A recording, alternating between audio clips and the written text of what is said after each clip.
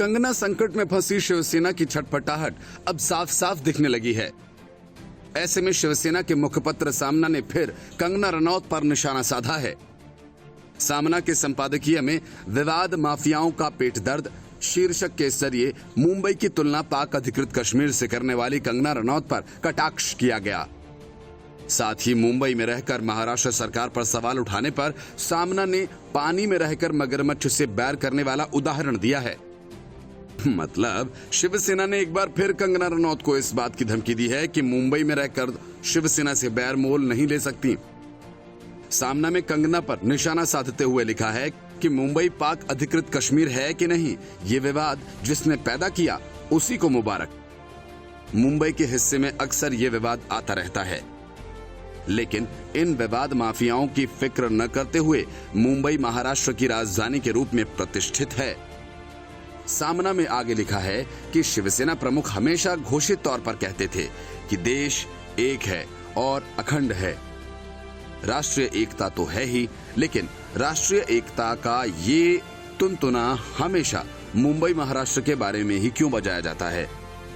राष्ट्रीय एकता की ये जो बातें अन्य राज्यों के बारे में क्यों नहीं होती हैं? जो आता है वही महाराष्ट्र को राष्ट्रीय एकता सिखाता है। कंगना रनौत के आने से पहले भी शिवसेना के मुखपत्र सामना में कंगना पर हमला बोला गया था। सामना ने कंगना को बेईमान, देशद्रोही जैसे शब्दों से तीखा हमला किया था। सामना के संपादकीय में कंगना को बेईमान बताया गया था। यहां तक कि कंगना को देशद्रोही, बेईमान और मानसिक विकृत तक बताया गया। वहीं मोदी सरकार को देशद्रोही को सुरक्षा देने की बात कही गई थी।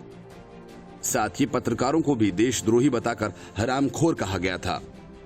कहने को तो संजय राउत ने यह कहा था कि हमारे लिए कंगना मामला खत्म हो चुका है और अब हमें और बहुत सारे दूसरे काम भी करने हैं। लेकिन लगता नहीं है कि शिवसेना ने अपनी तरफ से कंगना मामले को खत्म हुआ मान लिया है, क्योंकि जिस तरीके से सामना के जरिए कंगना पर शिवसेना ने हमला किया है, जाहिर है कंगना रनौत पलटकर वार करेंगी। असल में कंगना रनौत के खिलाफ अब शरद पवार की पार्टी भी खुलकर सामने आ गई है। इससे संजय राउत और उद्धव ठाकरे का हौसला काफी बढ़ा है, लेकिन दूसरी तरफ बीजेपी भी खुलकर कंगना के साथ आ गई है। इसके पहले कंगना बीजेपी नेता देवेंद्र फडणवीस ने कंगना रनौत के दफ्तर को तोड़े जाने को लेकर उद्धव ठाकरे सरकार पर निशाना साधा।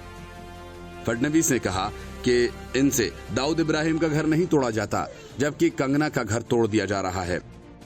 फडणवीस ने उद्धव सरकार और शिवसेना पर निशाना साधते हुए इस पूरे मामले को शिवसेना ने बढ़ाया है, बीजेपी ने नहीं।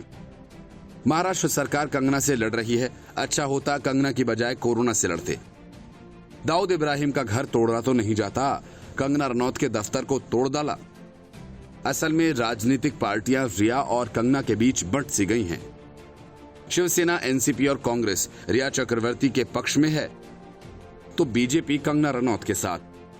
बिहार में सुशांत सिंह राजपूत और कंगना का मुद्दा छाया है, तो कांग्रेस बंगाल में रिया चक्रवर्ती को बंगाली ब्राह्मण बताकर वोट की उम्मीद कर रही है। उद्धव ठाकरे, संजय राउत, अब शरद पवार खुलकर सामने विरोध में आ गए हैं। तो उद्धव ठाकरे पर पहले से ही हमलावर कंगना रनौत ने अब शरद पवार और सोनिया गांधी के खिलाफ भी मोर्चा खोल दिया है। Bureau report, news of India.